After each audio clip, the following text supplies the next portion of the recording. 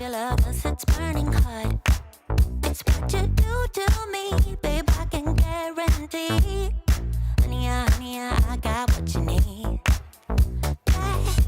Under the night sky, I want your eyes all on me. Don't tell me lies now, I always get mine. Don't play with me. Do you want it? Can you feel me? Can you handle it? Right? Do you want it? Put your love on hold. I can't take it anymore. Put your love on me now. Trust me and you will see. Honey, I got what you want. Honey, I got what you need. Honey, I got what you want. Honey, I got what you need. Give me your love, no holding back, no. We could take it to the stars where you wanna go. The things that we can do to make the prove you know. Honey, I got what you want. Yeah, under the night sky, I want your eyes all on me. Don't tell me no lies, I always get mine. Don't play with me. So do you want it? Do you want it? Can you feel me? Can you feel me now? Can you handle it? Alright. So do you want it?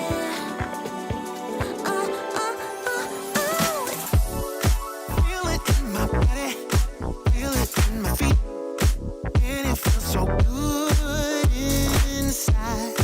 When I hear that music, it gets me on my feet, makes me wanna dance all night. Don't make me remember everything you did, 'cause I don't wanna hurt inside. Feel it in my body, feel it in my feet, and it feels so good inside. And I always wanna feel like this. I close my eyes and all my troubles fade away. I was once got so deep into me, but tonight I won't let that out. Gonna make myself forget about you, baby.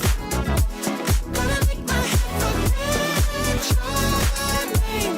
'Cause tonight I'm gonna dance the pain away. Forget your name.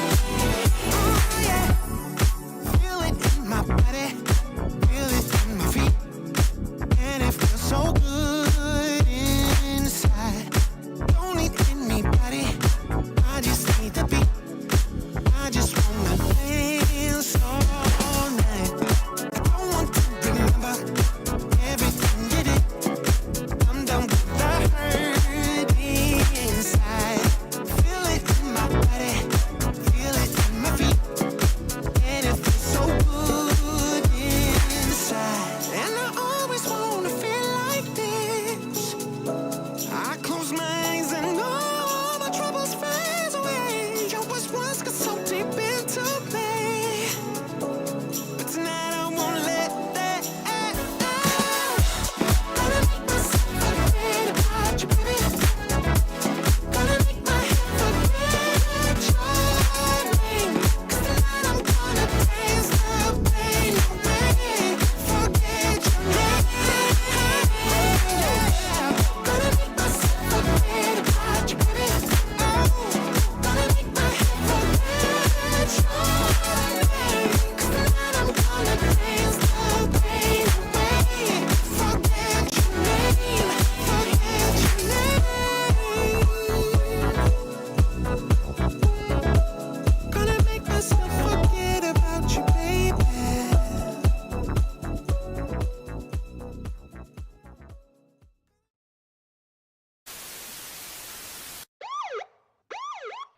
Welcome to the only show bringing cops and the community together for some real talk and some real listening. This is uncut. This is uncensored. This is Black and Blue Live. Hey, Black and Blue fan, welcome to Black and Blue Live. This is the live version of the show where we take, just like the monologues there said, cops and community together for some real talk and some real listening. My name is Dale, just like that title just went down. Hey, how's it going, man? This is the first broadcast of 2023, because I do these every other week. And, 2 weeks ago would have been New Year's, and I was kind of busy on New Year's because I'm a New Year's baby. New Year's is my birthday, so happy birthday to me. But again, I appreciate everybody joining me today here on the platforms that we are streaming to: Facebook, YouTube, LinkedIn, and Twitter. Thank you one and all for joining us. We got a good one here for you today. How is your weekend shaping up? I'm doing really well. My Niners, they beat the Seahawks yesterday. I saw that yesterday. Went to a casino and watched it with a whole bunch of other Niner fans, so I had fun with that. So playoffs are on here, so I know you guys may be wanting to watch that. Man, keep this on one corner, keep the game on another corner, and kind of interact with us today. Before we get into today's topic, I want to acknowledge I work out here in Southern California, and an agency that we work, a neighboring agency to where I work, is going through it right now because they've lost 2 of their deputies within the last 2 weeks. So I wanted to just acknowledge them real quick. First one here was a deputy, Isaiah Cordero. This is the Riverside County Sheriff's Office. He was shot. He was a motor officer. He was shot on a traffic stop back on December 29th. And then just on Friday, Deputy Darnell Calhoun was shot responding to a domestic out here. We all know that our job is dangerous, so I want to give a moment of silence to these heroes for what they did.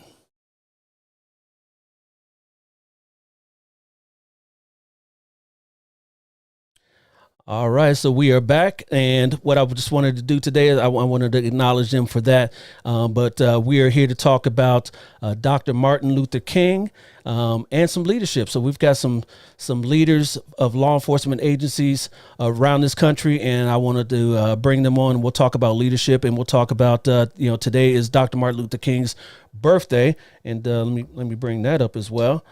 Today is his birthday. He was born January 15th, 1929. So we'll talk about his impact to all of us, not only in at the community at large, but in law enforcement. And these guests are going to help me do that. So, hey, let's get to it. So like I said, I've got a great panel of guests to talk to you guys here today.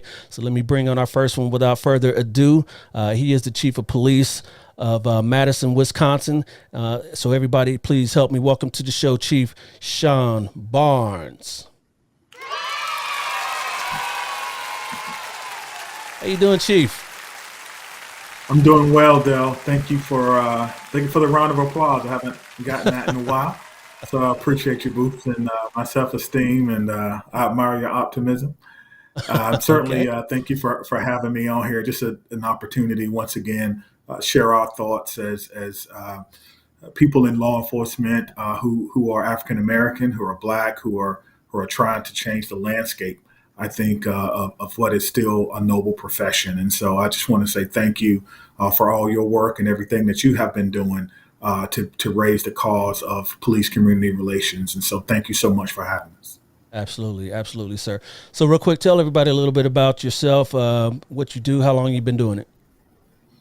Sure. I'm Sean Barnes. I'm currently the chief of police in Madison, Wisconsin. I was appointed by the Police Fire Commission in December of 2020. Prior to that, I spent the majority of my career in North Carolina, beginning as a patrol officer in Greensboro, North Carolina, where I spent 17 years before going over to Salisbury, North Carolina, which is just north of Charlotte. I worked there as a number 2 deputy chief of police for about 3 years, and then I went on to Chicago. I worked as the director of training and professional development under the police consent decree before moving back into the sworn ranks to become the chief of police in a great city of Madison, Wisconsin. So all in all, I have about 24 years of policing experience. All right. Well, thank you for your service, and I appreciate you for coming on. Thank you. All right. And our next guest here, next panelist here is the Chief of Police of Raleigh, speaking of North Carolina, Raleigh, North Carolina. Everyone, please help us welcome to the show, Chief Estella Patterson. Evening, Chief. How you doing? I am doing excellent this evening. Dale, it's good to see you. Great to hear everyone that's on the call today with us. I'm just excited to be here. Fellow San Francisco 49er fan, shouts out to our team. Woo, woo. I'm just believing that we're going all the way to Glendale. All the way, all the way, all the way. Let's do it. So tell everybody a little bit about yourself and what you do, how long you've been doing it.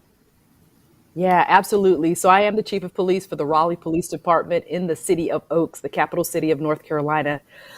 Excuse me. Been with the Raleigh Police Department 16 months now in the seat, and wow, it's been a great ride so far. Previous to that, I was in Charlotte, North Carolina, where I spent 25 years with the Charlotte-Mecklenburg Police Department. Came up through the ranks with that department, served the city of Charlotte, loved being in Charlotte, just a large city, great city. But making the transition here to Raleigh has been excellent. I have a wonderful police department, great officers working for me. So proud to be here in this city. All right. Well, thank you for your service, and we'll get into everything that you've been through in your career as well. But again, appreciate you, and go Niners, right? That's right. Woohoo! Yes. All right. The next panelist here is the Chief of Police for Hutto. I think I'm saying that right. Hutto, Texas. He'll correct us. Everyone, please help me welcome to the show, Chief Jeffrey Yarbrough.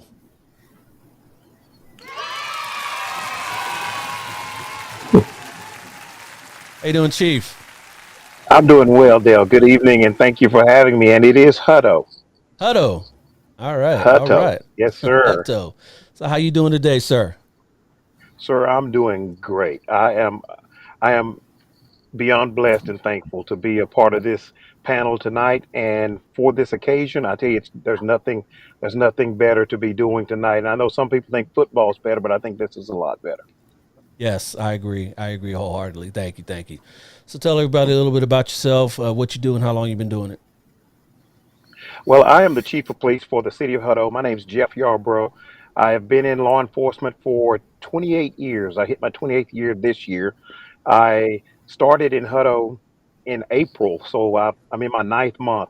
And I will tell you, it is the first job where I've had the amount of support at a level that I can't even dream or imagine when it comes to policing in this culture and in this climate. When you consider what we're facing and the obstacles that we're up against, it is a breath of fresh air. And you look back and you feel like I've been wanting this all my life. And so when you work in a community where you're supported and you valued and you got a team of officers who love what they do, it is inspiring, and the community inspires you, and you inspire them by the work that you do. And I tell you, it's just something that I can't say enough about how amazing it is. And I come from a family of law enforcement. My dad's a police officer and minister. My brother's a police officer and minister. And I always tell people, growing up, there were two places that I know I couldn't go. That was hell and jail. So, so I couldn't beat them, so I joined them. All right. Well, thank you for your service, and appreciate you coming on. And last but certainly not least, our last panelist here is a deputy director for the Georgia State Bureau of Investigation. I bet you didn't know a lot of states have one of those agencies, investigative agencies as well. Everyone, please help me welcome to the show, Deputy Director Natalie Ammons. Where is she? Right there. Oh, there I am. There she is. Hello. How are First you? of all, Dale, I'm well, thank you. First of all, I'm just feel very honored to be on your show tonight, first show of 2023. A lot of my friends and acquaintances I've seen them do your different podcasts, your one-on-ones and the panel. So I just feel so privileged to be a part of that group now that's been on Black and Blue. So I'm excited. Thank you so much. Thank you. So tell everybody a little bit about yourself and what you do, how long you've been doing it. Okay, so like you said, I am with the Georgia Bureau of Investigation. Fun fact, every state has some sort of state criminal investigative agency. It may be a state police or a DPS or a Bureau of Investigation, every state except for the state of Hawaii. So 49 states have agencies like us.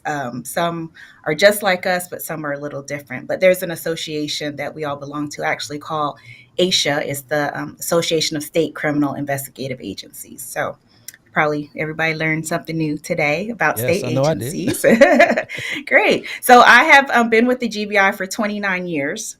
And I am non-sworn. So unlike the chiefs that are on here, that are agency heads, I am a non-sworn employee, but I have been the deputy director for public and governmental affairs since 2018. And also, if you all are familiar with NOBLE, the National Organization of Black Law Enforcement Executives, we have a chapter here in Georgia, and I have been the chapter president for 1 year now. Nice. Well, great, great. Thank you for your service, and we'll get into everything that you know and you've been in a part of as well. It sounds like you got a breadth of knowledge as well, so I appreciate you. Thank you. All right. So without further ado, hey, let's get to it. All right. So again, as the banner there says, it's leading from the front, leadership in policing. All of our panels here are in leadership roles with their respective agencies. So we kind of want to talk about that as well. But before we do that, I want to acknowledge some people that have made some comments here for the show. We want to keep people engaged here. So we got Scott Abner says good evening, and he wishes me a happy belated birthday. So thank you, sir. I appreciate you for that. And Lashana Potts, she was just a guest on my one-on-one recorded. She is a first assistant chief with the Columbus, Ohio Division of Police. So I thank you for tuning in, AC Potts. And David Calloway says, what's going on, everyone?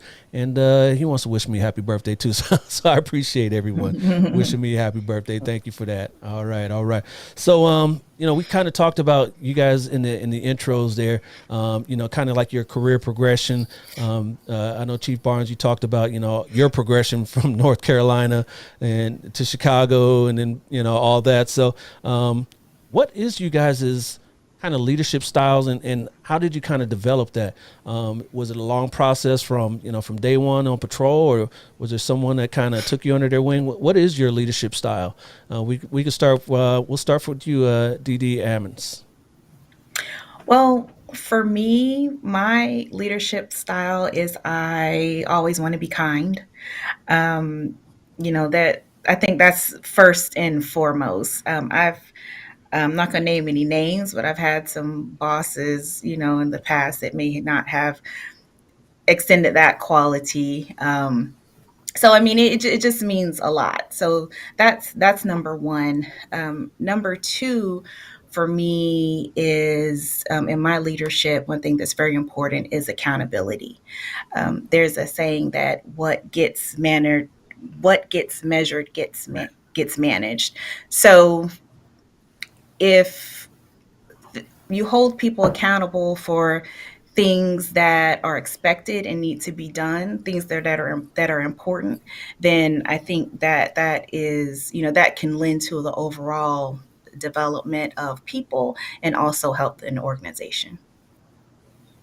Absolutely, absolutely. And Chief Yarbrough, what is your leadership style and how did you develop it? Can you hear us? So, yes. So, There you my go. leadership style, I consider myself to be a transformational leader, meaning that I'm a visionary. And I think that I developed that early on in my career when you're working around officers who are the face of the agency, those who are the leaders and have had a lot of years of experience. When you're working around those officers, you start to learn and they inspire you. And when people give you the opportunity to lead or to make decisions, and you start to find people gravitate towards you as a leader, and you see things that others don't see based upon experiences that you've had, those things cause you to develop and determine who you really are and who you can be to the profession to help others who are coming behind you. There's something that I was always told: never muddy the water for those coming behind us. And we have a awesome privilege and responsibility to be leaders. So I consider myself a visionary. and a transformational leader who also loves to coach officers and to help develop them in ways that they don't even realize that they have the potential. Invest in them so that they can reinvest in the organization, so that that ultimate investment trickles down to the communities that you serve. Absolutely. Great words to live by there. Chief Patterson, what do you think about that? What's your Yeah, leadership style there? For me, first and foremost, I see myself as a servant leader.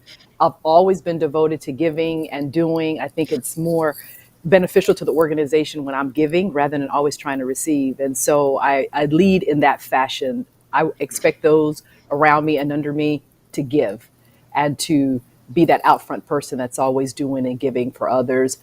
Since coming to Raleigh, I have also incorporated, I think, a transformational style into my leadership because I recognize that in this time that we're in law enforcement, you have to be more creative. You have to have a vision on what you want to accomplish with the limited resources that you have.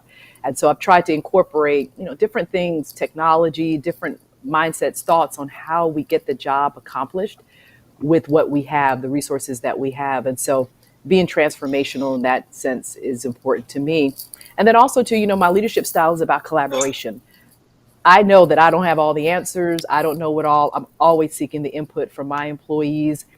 When I arrived to Raleigh, one of the things I formed was these committees, and officers and personnel could just be on these committees to tell me what they feel are the issues and the things that they want to see in the organization. And I listened to what they had to say. And then we made changes and we adopted things kind of based on what they were saying. So I really believe that we have to collaborate if we're going to move our organization forward. And so those are just the leadership styles that I have just incorporated and always been a part of who I am. Love it. Love to hear that. And Chief Barnes. Well, I could probably just say ditto and move on to the next topic, but I agree with everything everyone said. But for me, it begins with the definition of leadership, and leadership is an influence process. And how do you create that process that's going to influence people toward worthy goals, not only for your agency, but most importantly for your community as a police chief? For me, my leadership style would be it will be everything that everyone said, but if I had to name it, I would probably say adaptive leadership, because there is no book there that you can read that will tell you how to lead in 2023. Coming off of a pandemic, still in a pandemic, coming off of large-scale protests, coming off of police officers leaving the profession, coming off of police officers wanting more because of scarcity. You have to be a leader who knows how to adapt to the current situations. We saw a lot of leaders, a lot of turnover post 2020. I think that the major city chiefs of police recorded over 60% turnover at the chief of police rank after 2020. And so you have to really be a leader who knows how to adapt. And to do that, you do everything that my panelists said. You have to listen to people. You have to form committees. You have to be accountable. You have to give that information back to them. You have to be a person of your word. And when you say you're going to do something or look into something, you have to report back, and you have to be great at follow through. And most importantly, as Chief Yarbrough stated, you have to have a vision, and you have to be a visionary. When I came to Madison in 2020, I noticed that there was a mission statement, there were core values, but there was no vision for the Madison Police Department. And so we took almost a year and a half of talking to our members, talking to our community, and asking one simple question: what do you want for the Madison Police Department in the future? What do you want for your children or your children's children who may one day decide to be police officers in the capital city of Madison, Wisconsin? And so our vision was set. We will be the national model for exceptional policing through our commitment to three things: selfless public service, effective community partnerships, and evidence-based policing. And I think if we can do all those three things and stay committed to them, we will be that national model for exceptional policing. Absolutely. Absolutely. Love to hear all that. Love to hear all that.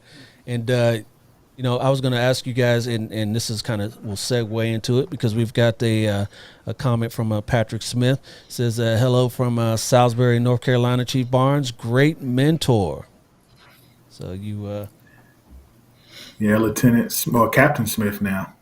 okay, yeah. So you've made some impressions along the way. So that's how I was going to ask you. Who were all of you? Who were some of your leadership mentors or role models? Coming up from maybe even before you got in law enforcement. Who are some of your role models? But specifically in law enforcement, in your jobs, who are some of your leadership mentors? Anybody can jump in there. I'll start. I've had so many good mentors just over the span of my life. I think that success leaves clues, and you can pay attention to people who are doing things at a high level and try to do the best that you can to follow in those good footsteps. But for me, it starts with a deputy by the name of Deloach, who was in my hometown. He came to church in uniform. He was one of those people in the community that everyone knew, and you knew that if something was going down, you could call him, and he'd either straighten you out or straighten the situation out. But he was just a pillar of the community, and it didn't hurt that he was my grandmother's first cousin. So I always felt, that I was going to be protected there. But as I came into the profession in Greensboro, North Carolina, at the time when I came in '99, 2000, we really had a very progressive, strong agency that really put all its value in problem-oriented policing. And so, from learning about Herman Goldstein, who was a mentor of mine, to Mike Scott, who now runs the Center for Problem-Oriented Policing, these people have always been mentors to me. Some other names that I just have to give them shout outs is my first chief was Chief Robert C. White, who went on to be at Louisville, Denver, and a couple of other different places. And so I just had an opportunity just to be around good people, I think. And the way you do that, just for anyone who's listening, you say, well, how do I create or how do I find a mentor? You do so by serving. You do so by making yourself available to you. And I will tell you, I probably have given thousands of hours of my time for absolutely nothing. But what I got in exchange, or monetary value, but what I got in exchange was an opportunity to learn from people, to sit in the back and listen. And because of that, I am where I am today. And I'm certainly not finished with my career. And so, if you do not have a mentor, please, look around and get one. Just start by asking good questions. And next thing you know, you have someone that will set a roadmap for your success. There you go. There you go. Anybody else? I'll go. For me, at my agency, we had a very long time director at the time. His name was Vernon Keenan, and one thing that he taught me was about just networking. This man knew everybody, and everybody knew him, and I saw how important that was in this profession. So I said, "Oh, well, I want people to know me too.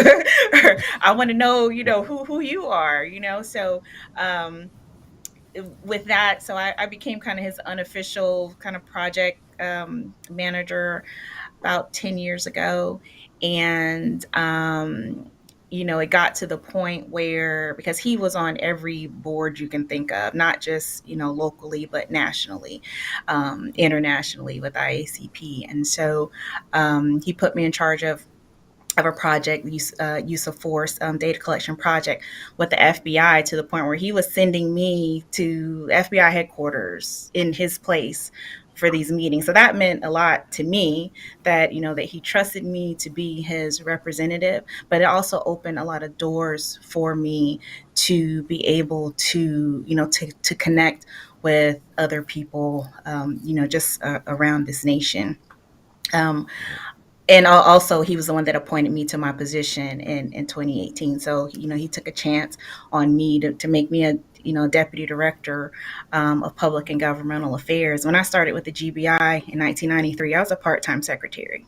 So that's Yeah. it took that long to get there, but traditionally you probably wouldn't have a part-time secretary being a deputy director in one of your command staff offices, but he did take a chance on me. And then just in general, there's so many women chiefs and agency heads, just sheriffs around this country, Chief Patterson, Chief Bumpers in Houston, Chief CJ Davis. Like, there's just so many, Chief Hawkins. There's so many to name that, that I'm just so proud to know. I call them my friends, but, they are really leading the way to show that, that position can be attained, and they're doing a wonderful job. Yeah, yeah, absolutely. Yep. Anybody else? Yeah, I would say for me, as we are celebrating the legacy of Dr. Martin Luther King, one of his most famous quotes is, "It's always the time is always right to do what's right." And the role Hmm. models I have had, the mentors that I have looked up to, have been people who have embodied that they have high integrity and they would always do the right thing. And the one person I know that really just sticks out in my mind is the first woman of color deputy chief at the Charlotte-Mecklenburg Police Department, Nina Wright. I was a young officer, and she had elevated all the way to the rank of deputy chief. And I remember just watching her, how she always carried herself with such poise, how she was always intentional about doing the right thing and showing integrity and high integrity. And over the years, I really got to know her. She became a role model for me, and I learned how graceful she was under pressure. She was dealing with many things, being the first. She was being a pathfinder, a trailblazer for other women, and the way she handled herself. I said, if I ever get to be in the position that she's in, that's how I want to lead. That's how I want to look and do my job with such grace. And so she has always been a role model for me. But I also think about the three chiefs I had, three men of color: Chief Monroe, Chief Kerr Putney, and Chief Johnny Jennings. All three of them really showed me the importance and how necessary it was to connect with the community. All three were chiefs who were very embedded, who believed in community-centric policing. And I saw the results of that. I saw the outcomes of being that kind of way. And that's the kind of leadership now that I have. I'm making sure that we're embedded fully with our community, that we're engaged in our community in every way so that we can build positive relationships. So it's just their leadership, observing them, seeing how they do business, that have really just molded me into the person that I am today. All right. And, Yes. and I would like to piggyback on a lot of the reflection that my co-panelists have done. When you think about it, it's interesting when you can sit and just think about all of those who contributed to you and your career to get you from there to here. I will have to start with it being first and foremost my father. Growing up and being with him as he drove around the city as a patrolman for Nacogdoches, which is the oldest town in Texas. I remember watching him wave at everybody. We go through the neighborhoods, we go to the stores, and I remember asking him one time, "Dad, why do you always wave?" And he said, "Son, it costs nothing to be kind." And he said, "And even if it did, it'd be worth the price." So even throughout my career, my dad's been a true mentor for me, both personally and professionally. And I've also had Sheriff Joe Goodson, who passed away. He was a really good mentor for me. He took me under his wing. He brought me into his department when he didn't have to. I was, in fact, the first black sheriff's deputy to ever work for his department. And I remember when he passed away at his funeral, his wife said, this was after I'd left the department. His wife said, "He really hated to lose you." And I said, Mm. "Yeah, I hated to lose him too." And so because of that investment that he made, I look at the mentors that I have currently in my life. I have Chief Alan Banks, who's the chief of Round Rock Police Department. He came from Albuquerque Police Department. He is a true mentor, someone I can pick the phone up and call every day if I have a need, concern, both personal and professionally. The same goes with Sheriff Gleason, who's the sheriff of Williamson County, and the sheriff Sally Hernandez in Travis County, and AJ, her chief deputy. I mean, we have this relationship, this bond, to where we are literally iron sharpening iron. Because at the end of the day, we know in this profession, if all else fails, we've got each other. So I have to say that they are really foundational and true mentors who pour into me in ways that can only make me better. And I'm truly honored and humbled for each and every one Yeah. of them. Indeed, indeed, indeed. Yep. So Chief Patterson, you kind of answered this along the way during what you were talking during that answer. I was going to ask you guys: has there ever been an African American in your position for your respective agencies, and specifically you, Chief Patterson, and you, D.D. Ammons? Has there been a person of color who's a female in your position, or just female in general? Because I know our profession is dominated by males, and some male dominated professions. So has there ever been a female in your profession in your position before you?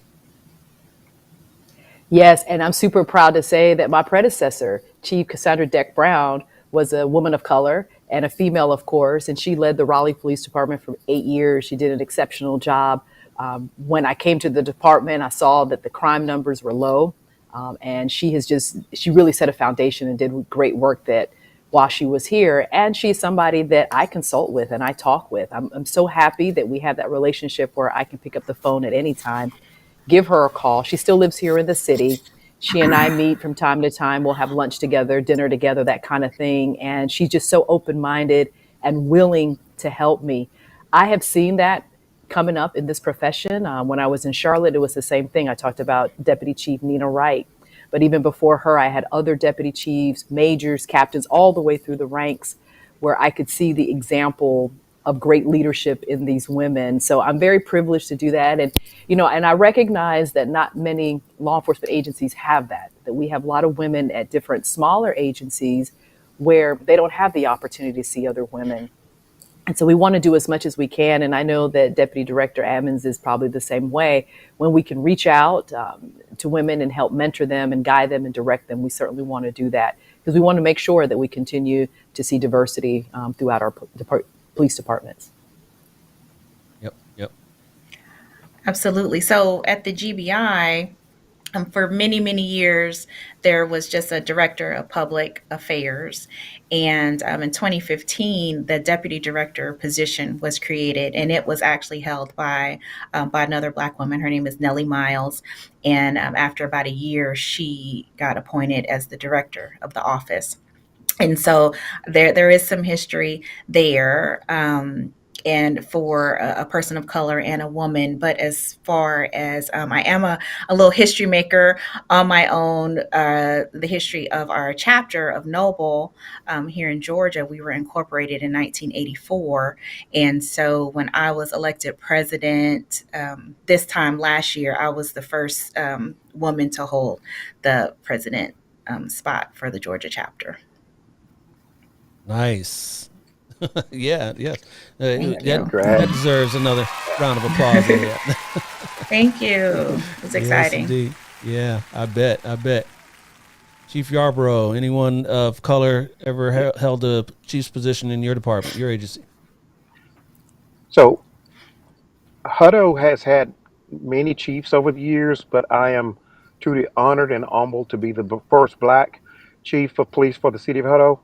And I know what that we're doing and the opportunities that we have to make a difference and to make an impact. Although I'm the first, I have no doubt that I will not be the last. And I was very fortunate to have been the chief of police. This is my fourth chief of police position. Interestingly, I was the chief of police of a municipal policing agency called Tulia. And I don't know if many of you heard about Tulia back in the late 90s, early 2000s. It was a community where a gypsy cop went into that community and arrested about 10% of the Black population, saying that they all sold drugs to him. Turns out that the claims that he made were simply not true, and those that were sent to prison were released. Well, I was the first chief of police for that community, and being able to make an impact there and to show people that we are more than capable of changing lives, changing cultures, and we can do that in a way that's just memorable and impactful.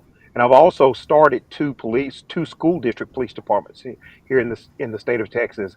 I was the inaugural chief of police for the Bastrop ISD Police Department, and prior to coming to Hutto, I started the Round Rock ISD Police Department. So I was the first again in each of those agencies, but I am truly confident that I will not be the last. You will not be the last. Yep, you are a role model. So you guys, all of you on the panel here are beacons. And before we get to you, Chief Barnes, I wanted to pull up this comment here from Eric Hampton, PhD, says Dee Dee Ammons is a highly effective and authentic leader. We are blessed to have her leading Georgia Noble. Thank you. All right. You know Eric Hampton?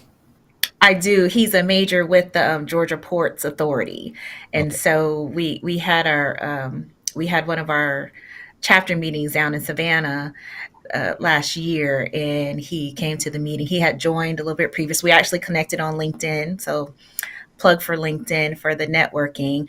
But he has been a great partner for us, especially since all of our I'm in Atlanta and all of our executive board is in Atlanta, but we're a statewide chapter. So I really rely on our members in other parts of the state to carry on Noble's mission. And so Major Hampton has been very helpful with that. So thank you. All right. And Chief Barnes, are you the first ever person of color to hold your position? No, I'm not. I am the 30th chief of Good. police. I am the third African American chief behind Chief Williams in the early 90s and Chief Noble Ray, who I know everyone has will be familiar with that name, and then myself. Our police department has signed the 30 by 30 pledge, which is an initiative started by Maureen McGough and Yvonne Roman, who are both NIJ lead scholars with me as well. And that pledge simply says that we pledge to have 30% of our policing population women by the year 2030. Currently in 2023, we have 28% of my police officers are women, 28%. So I think that we're just really around the corner from having a female serve as chief of police in Madison, Wisconsin. But I do want to add one more comment to that. You didn't ask, but I'm just going to throw it out here as well. I think everyone on this call will tell you that becoming a chief of police is hard work. It takes a lot of time and dedication. We all understand that. But that's just, to me, the easy part. The more difficult part is becoming an effective African American leader in policing. And in order to do that, we really need the support of our community. We need the support of our elected officials, and we need the support of our officers as well. And so I just encourage everyone, if your chief is on this call, reach out to them. You'll be surprised how far an email or handwritten note will go to your chief of police, to your leader, to your director, encouraging them, because this job is not easy. We're in uncharted territory post 2020. And so we really need that support as we move forward, because I do believe, or you've heard from everyone here, our mind and our heart is in the right direction. And in order to be successful, we certainly do need the followership in order to do that. Yeah, absolutely. I believe that wholeheartedly. So, at the beginning of the show, my monologue there, I mentioned a couple deputies that were killed in the line of duty recently out here in Southern California, which kind of brings me to this point as chiefs of police. How do you deal with, a sudden loss of life, whether it be, a line of duty death like those two deputies, or just something, as simple as a traffic accident or off-duty incident or anything like that? How do you deal with that as a chief of police and your personnel, helping them along the way with their grief and all that? How do you handle that? If I could jump in there, I think Chief Patterson, you've had some incidents. Yes. Actually, yes. And on October 13th, I lost an officer. We had a mass shooting in Raleigh. 5 individuals lost their lives, to include one was one of our officers. 2 others were injured. Another officer was injured. Very tragic event for us. It takes your breath away. When I was in Charlotte, I had to deal with line of duty deaths and officers that we lost. But as the chief of police, you feel like it was your child that was taken. And the grief and the pain and the hurt that comes along with that. Officer Gabriel Torres left behind his wife and his 2-year-old daughter. And it was just very tragic. But the thing about the tragedy is the resiliency that comes with it. I saw our police department rally as I had never seen it before in the time that I have been here. As a leader, my number one concern was ensuring that we were whole as an organization, that we come together, that my officers had the proper resources so that they could grieve properly, so that they would know that they had support from me and all the way down the chain. And just, we have a wonderful psychologist that's on our staff. We got the resources in, we got federal resources and state resources to come in for counseling and for grieving and such. And that really made the difference. But for me, the big thing was making sure that officers had the time, that his squad mates had the opportunity to just step back a little bit, to process what was occurring, and to be able to just not have to deal with coming to work. We had a lot of pressure. The media's reaching out to you. Everybody wants to talk to you. Everybody wants to talk. You don't have the opportunity to grieve. And more than anything, you have to be able to do that during those difficult times. Immediately after the incident, I went to the academy. I spoke to the recruits. I did a live conversation, podcast type conversation where individuals could get on the call. We could talk through what we had experienced as a city. Our entire city was hurting after that mass shooting. And then we continued with the follow-up. I mean, we're 4 months removed from it, but nonetheless, we're still making sure that we're having those conversations, that we have those services available for our personnel as they need them. Very difficult, very tragic, but for me, it's just making sure that the department is going to be whole and that we're going to heal together moving forward. Yeah. When they say in law enforcement, we're brothers and sisters in blue, that is so true. Because when you lose a fellow brother or sister in the line of duty, it hurts. I mean, it's something that is indescribable. And it's something that during that time in life, you have to lean on each other. You really do. I mean, there's nothing like trying to hold back the tears. When you see a grown man cry, you know he's going through some things. And when you're carrying the casket of your brother or your sister, it it's it's almost surreal. But one of the things that I've found that when I've lost brothers or sisters in the line of duty, that I make sure that we never ever forget. Number one, we never forget them. Number two, we never forget family. Because once a funeral's over, we know that people fade, the calls start to fade, and we want families to know that when we say they're family, we mean it. And we say they're family, we show it. Because at the end of the day, when you make that ultimate sacrifice, we're going to pick up that banner and that mantle and we're going to continue to march on because the communities that we were called to serve, it's not a profession. The communities that we're called to serve deserve it. And if we fall here, when I get to the other side, I'm going to honor them there. I'm going to honor them until I get there because that is a sacrifice that I consider to be something that we never want anyone to experience, but when we do, we experience it together. There's a song by Kirk Franklin and Town and Country called Together. And I love a verse in there where it says, when we fall, when we rise, we will rise together. And when we fall together. But at the same time, we always find a way to get back up again and keep moving forward and doing the job that we were called to do. Absolutely. Yep. Chief Barnes, have you ever had to deal with a tragic death in your agency? Unfortunately, I have not from gunfire, but I think everyone on this call knows that there are other things that are affecting law enforcement right now. Just prior to my arrival in 2020, we had a detective sergeant commit suicide. The department was really hurting when I came on in February dealing with that. We did have then this, I guess it would be last year, December, we had an officer who had recently separated, commit suicide. And then during my tenure, we had a detective who was absolutely loved by everyone, who was the definition of community policing, get diagnosed with a very rare form of cancer and pass away. So, when those things happen, as chief of police, you have to be there, but you also have to kind of take a step back and allow the teammates, allow the classmates of the person to grieve and process it themselves. Obviously, we're in a union state, so there are some things that are in the union contract that you have to abide by. And those things are great because it gives people the time off that they need.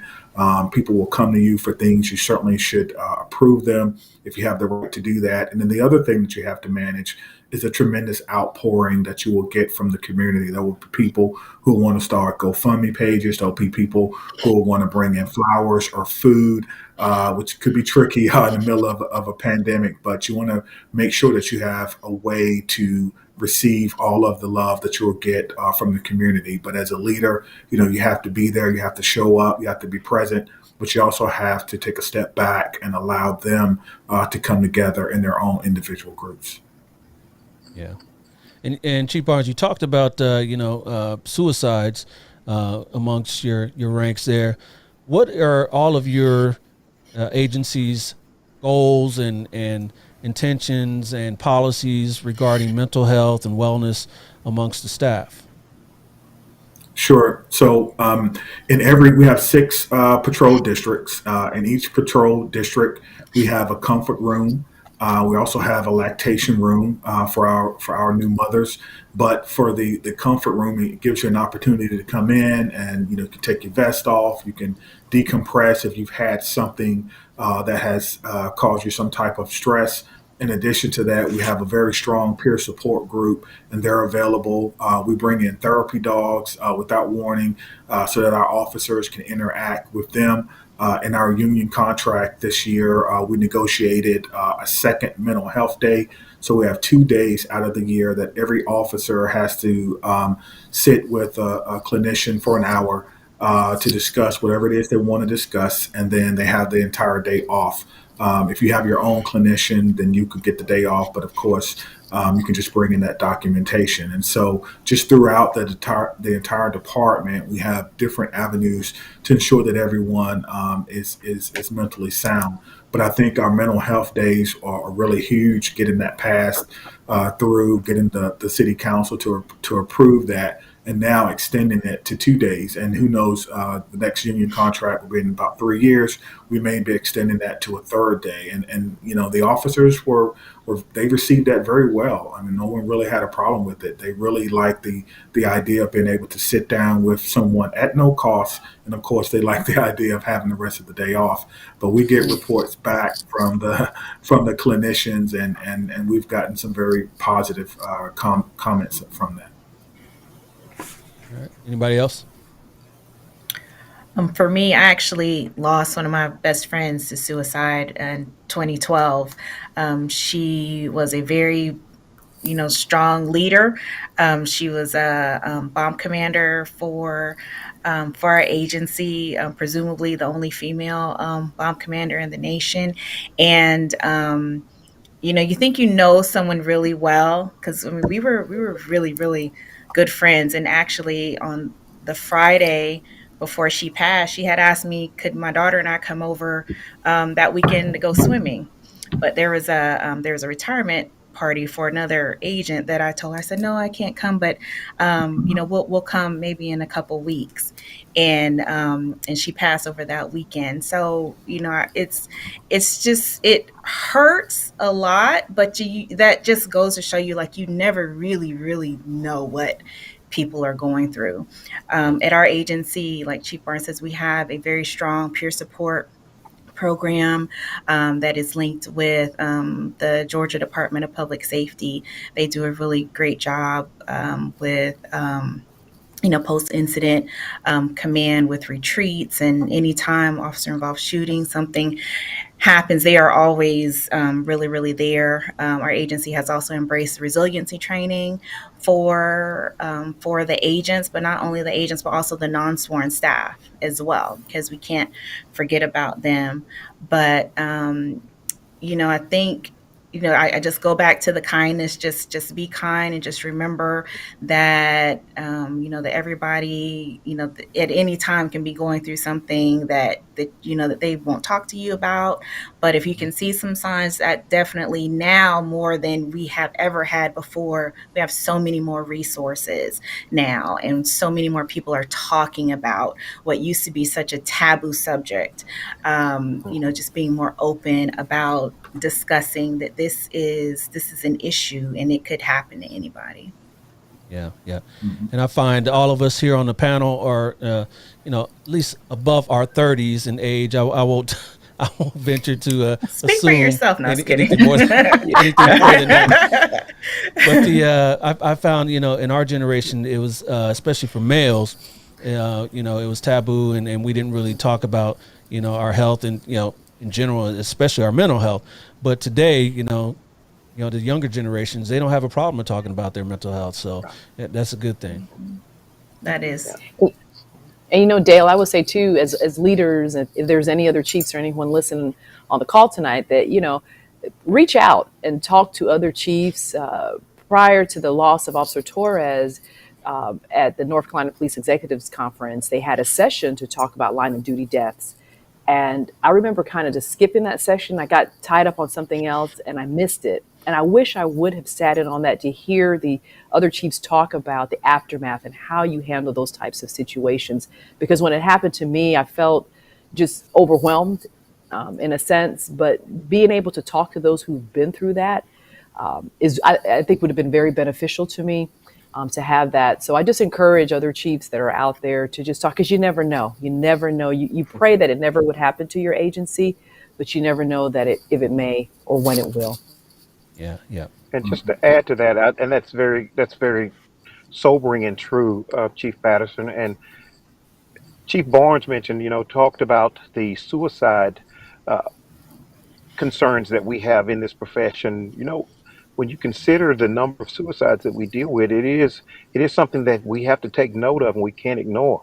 In fact, that's suicide is one of the reasons I got into school policing. My sister was 16 years old when she committed suicide. I was a cop. My dad was a cop and my brother was a cop, and they're ministers. And we were like, how did we miss that? But we did. And when I became the chief of police of Round Rock, some of the solutions that we used, in addition to what Chief Barnes talked about with peer support, we also had the therapy dogs. But I was the first school district in the country to hire social workers. I hired 15 social workers for the school district police department to provide the ongoing support and wraparound services to the families because of suicidal ideations that kids were experiencing, but as well as providing that support for officers. So again, like Deputy Director Ammons was saying, that there are resources out there now that we can take advantage of, and we must do so because every life is worth it. Every life is worth it. And real quick, let me post this up here in response to what Chief Barnes was talking about with his agency. Is Aisha Zebli? Hopefully, I spelled you said your name right there. She says, "Wow, that's brilliant. Extending mental health days to the officers. That's real impact and impressive." Thank you. Absolutely. Yep. So we talked about off air before we went live here. One of the reasons why I started this show here is to kind of be a responsible person for the community, law enforcement community, to show that that we're people too, and also to show people of color that you can enter this profession and not give up yourself, give up what you like. If you like hip hop and if you like things like that, you can still be you in this profession.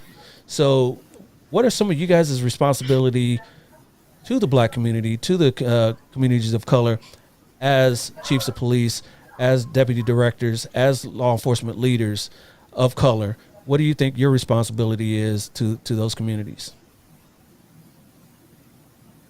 I'll start with you, Chief Barnes. Well, go ahead, Deputy D. Sure. Yes.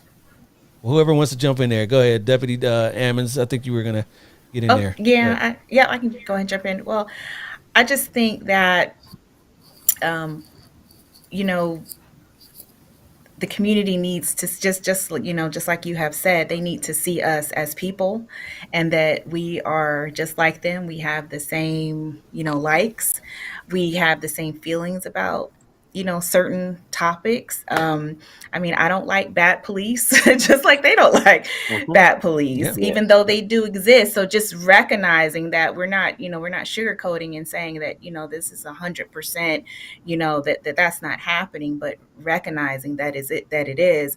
And that is one of the missions of Noble, is to be the conscience of law enforcement, in service to all communities. And so, just letting them see that they can do this job as well, make this job, seem, because it can be fun. And then making sure that people, not only young people, but but adults too, that make sure that they are having positive interactions with us on a day-to-day basis, that the only time that they see us or talk to us is not because something either tragic has happened, or it's on a traffic stop, or they just happen to be at the wrong place at the wrong time, but having that forward communication and relationship ahead of time, so they kind of already know where we're from. I think that's really, really important. Really important. Yep. And Chief Barnes, you were going to jump in there. Sure. I think, my responsibility to the Black community, to the African American community, is to give our community the same type of policing that has happened everywhere else. When people say to me, and I'm sure everyone has heard this before, well, that would not have happened if it were in another community, that kind of turns my stomach.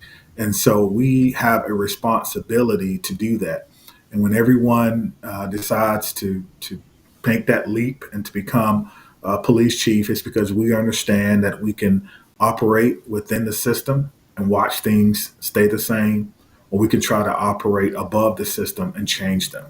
And so that's really my responsibility to the African American community, my community, the Black community, and also as Deputy Director Ammon said, to show them that there is a place for you in law enforcement. I think that's very, very important. We have a program now that we've started since I've been there called the MORE program. It stands for Multicultural Officers Recruiting Effort. And we're going out to the HBCUs, and I'm just going to shout out my two, Elizabeth City State University and North Carolina A&T North State Carolina. University. Yeah. That's right. And we are doing everything that we can to show the students that there is a place for you. And I think everyone in here understands or have read W.E.B. Du Bois, and we understand what double consciousness is. We understand that as African Americans, we live in a society where, you're trying to figure out, what does it mean to be Black? What does it mean to be white? What things are associated with which? And I want to show people that law enforcement, law and order has always been associated with being African American. And so that's what I want to do. I want to make sure that I can hire as many people as I can, that I can train them, and that we can really make an impact. One of the reasons I started down this track is because I wanted to get a friend of mine hired, and I didn't have the authority, or if you will, the power to do so.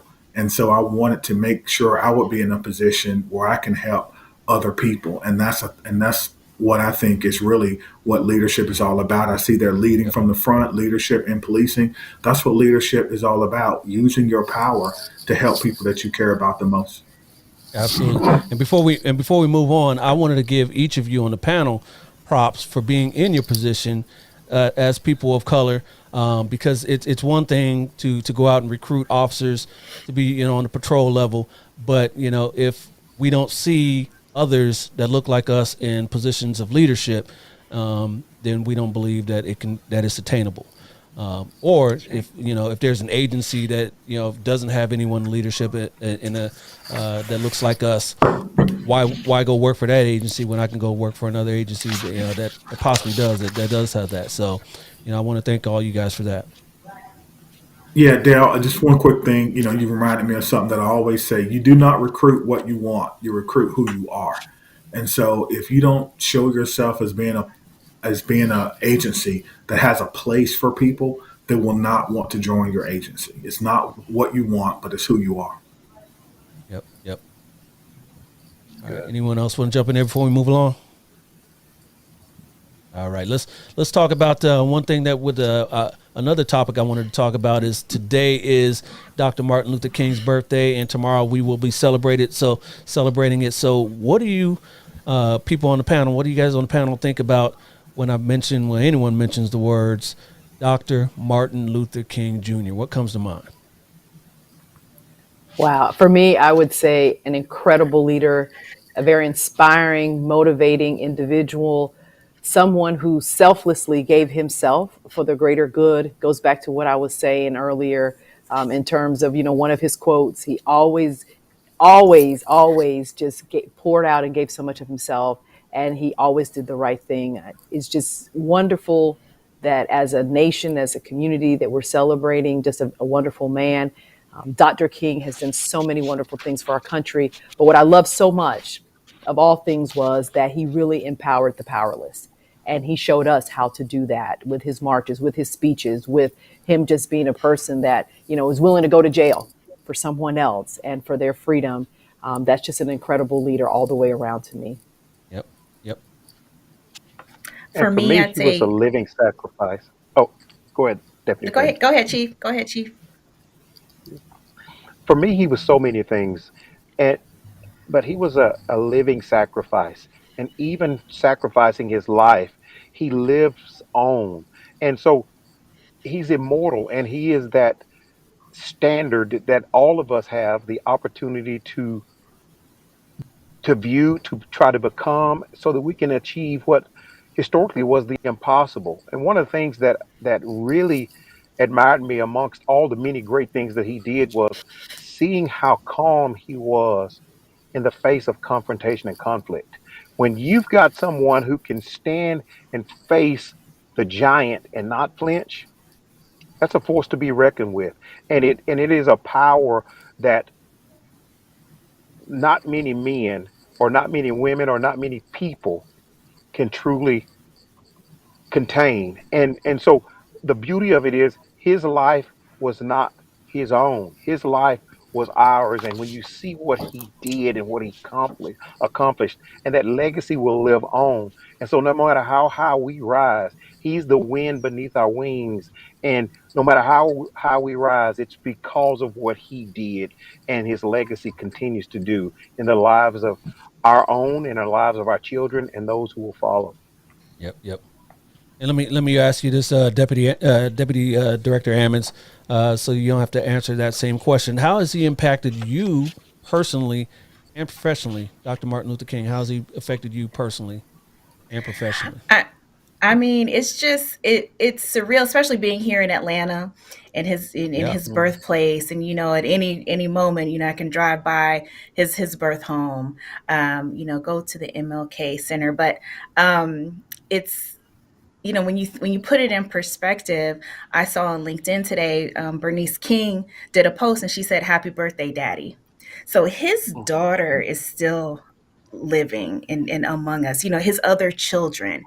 So that, even though he would have been, how old were you? Been 95, 95. And math He's wasn't my strong suit. Right, but he's born the same year as my grandma, 1929. But Wow. and I still have my grandmother here with me, thank goodness. But so it hasn't really been that long ago when all of these things have happened and all of Yeah. these changes that we've gone through. And so in some ways we can look and see how much we have progressed.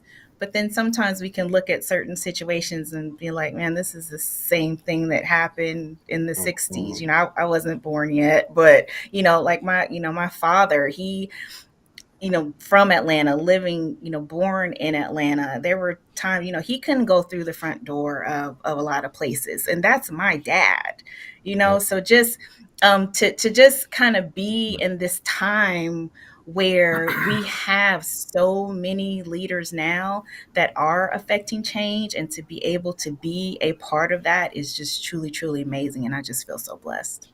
Yep. Yep. Mhm. And Chief Barnes, Dee Dee Ammons, she did mention that one of Dr. King's children said on LinkedIn or some other post, happy birthday, Dad, and all that. Do you believe that today, today's society, today's people that we have out here, young folks, are they appropriately recognizing Dr. King and the whole civil rights movement? Do you think it's still out there to be, or is it gone by the wayside and people just kind of forgot? No, I certainly don't think it's gone by the wayside. I think we do understand, we do acknowledge that we do have challenges, but we can overcome those challenges if we work together. His life taught us so much. It taught us, the power of the Black church and the power of collective thought and vision toward one goal. When I think about Dr. King, I think about selfless public service, which, as I stated before, appears in our vision statement. That's where I got that from. Dr. King, his life was about selfless public service. As chiefs, we do a lot of speeches a year. We're asked to speak here, speak there. You're going to hear me mention selfless public service almost in anything, anytime I talk. Because the truth of the matter is, if we were all committed to being selfless public servants in whatever we do, whether we're teachers, whether we're nurses, or whether we're daycare providers, we'll see a different society. We'll see a society that's more equally just, and that's what we're looking for. And so, Dr. King really has always been a hero to me, coming from the South, and his inspiration toward me really manifested itself in 2020 during the height of the pandemic. Myself and Dr. Obed Manny that you mentioned, and Tarek McGuire, who's Assistant Chief of Police in Arlington. We're all NIJ lead scholars. We went to Selma, Alabama, and we spent the day at Brown AME church, chapel rather, and looking through documents and talking to Pastor Leota Strong. And then we took the 54-mile journey. We walked from Selma to Montgomery in the middle of August because we wanted really to understand what selfless public service meant. And so, for me, it was a journey of self-reflection. It was a journey of discovery, so that I could kind of make my marks, because I wasn't alive then, but so I can say that I walked those same footsteps as Dr. King. Took us about 3 days, but we made it. Yeah, that's what I was going to ask you. In the middle of How August, long too. it took. Yep. Yeah, Absolutely. 3 days. Yeah. Yeah. And lastly, so we can wrap this up, how do you guys feel that Dr. King would think about, the progress we've made since, he started, or didn't start, but he was involved in the civil rights movement? What do you think he would think about you all being in your positions today? What do you feel about that? We'll start with you, Chief Patterson. I think he would be absolutely elated. We have come so far as a country. We think first African American president, we have first African American vice president, we have people of color on the Supreme Court. As a nation, we have come a long ways. And then even when we look across law enforcement, we're seeing more and more women. Deputy Director talked about it at the beginning, with women of color in positions of being police chiefs, and not just Black women, but Hispanic women, which is so important, Asian women, all different ranks and different diversity across the spectrum. So I know he would just be excited to see that the work and the labor that he has put in is now starting to really bloom and blossom in a wonderful way. And certainly we have a long ways to go. I mean, we're not done. We're going to continue to do this work and continue his legacy. But where we have arrived is a far cry from where we were just, 50, 60 years ago. Yep, absolutely.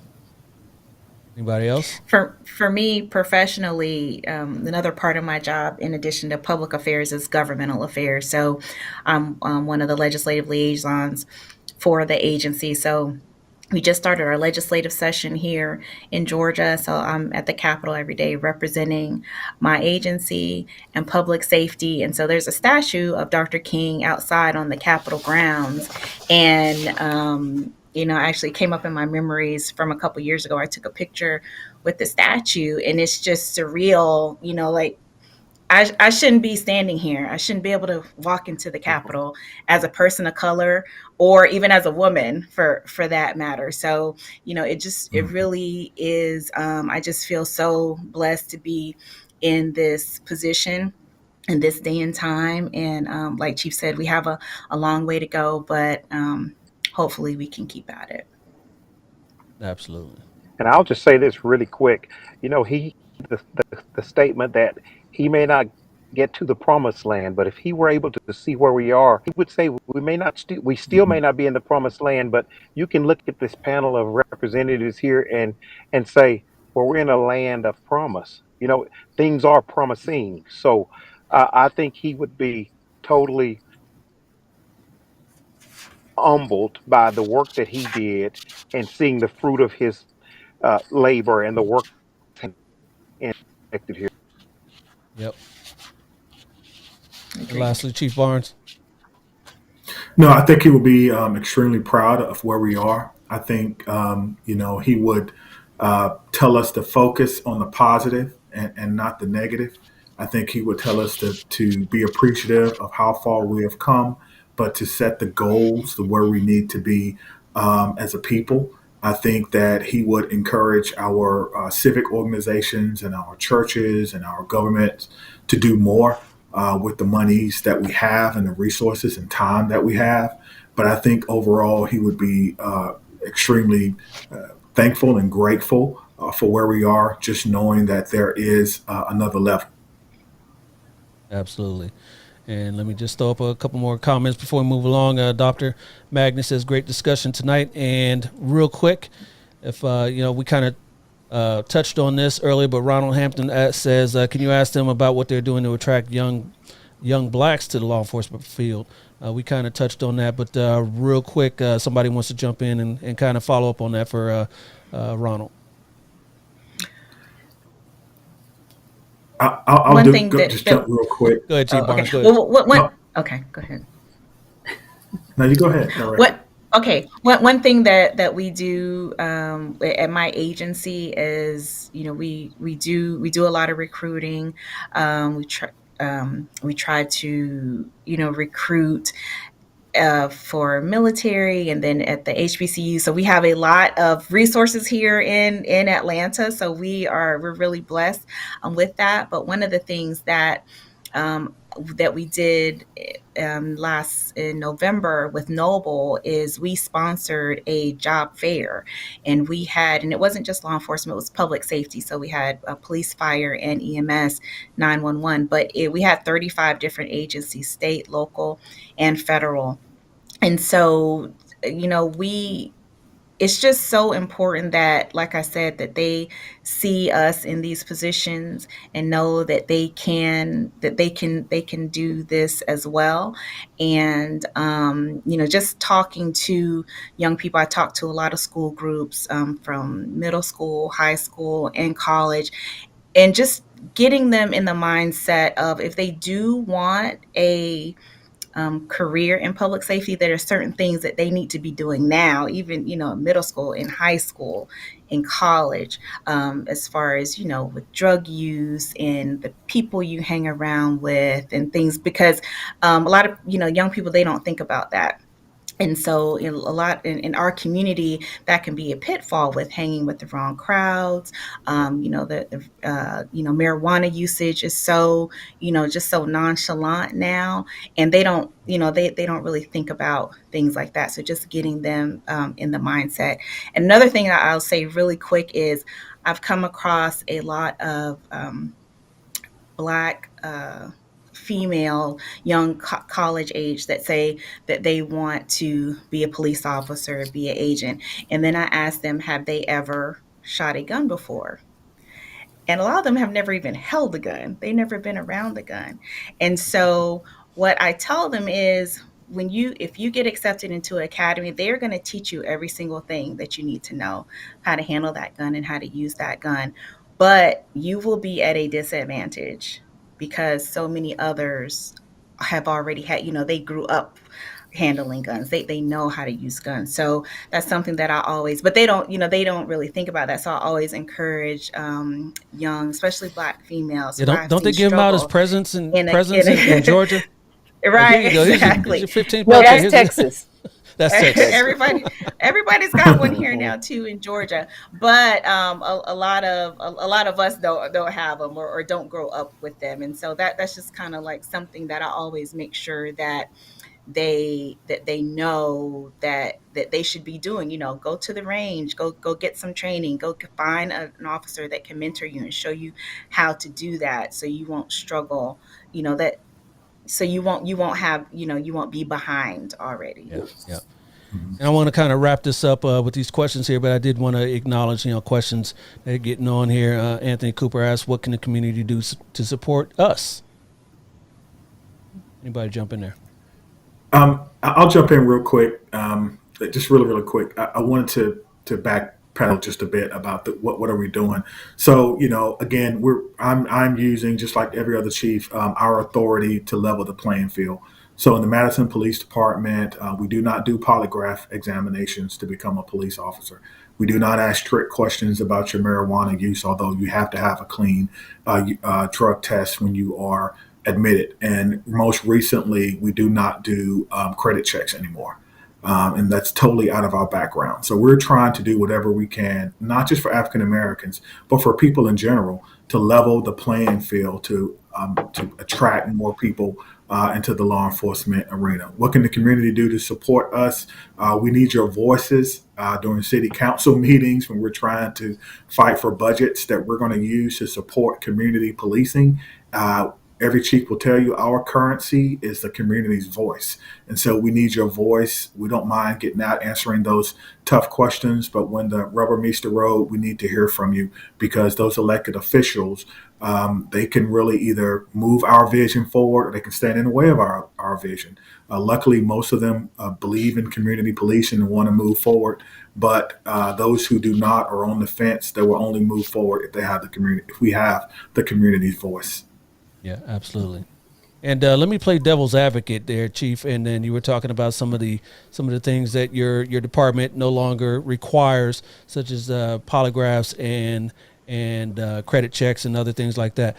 Could one argue that standards are being lowered for police officers because of that?